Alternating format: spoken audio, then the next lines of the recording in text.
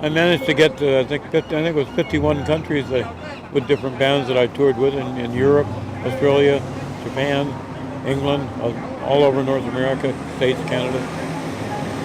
A different town every night, on tour with bands.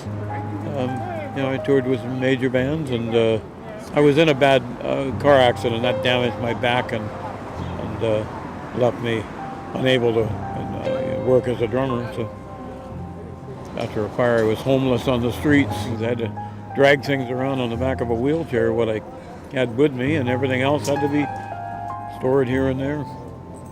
3.5 years, they didn't seem to find me anything. They sent me in a wheelchair to look at one place up off Kingsway. There's 12 steps up to the room I was trying to rent. That's real handy. So, I don't know. That was the only place they ever sent me, and it was useless. I didn't find BC Housing very helpful. I don't think they were trying too hard myself. I mean, how could you go 3.5 years and not find anything other than one place with 12 steps, an old house with a big old master bedroom? I saw seniors in shelters. I wasn't the only one.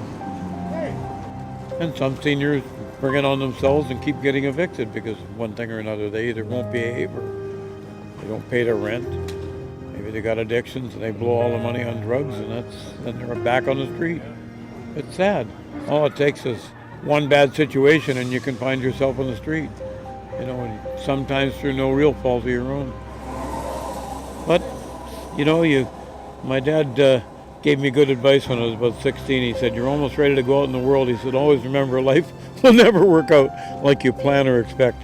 So whatever does happen, make the best of it." And that advice has held me good for 60 odd years. It still holds me good. I sort of basically make the best of it and have a half decent day no matter what's going on.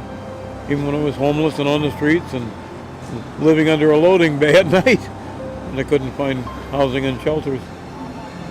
But, you've just got to keep going. And I do.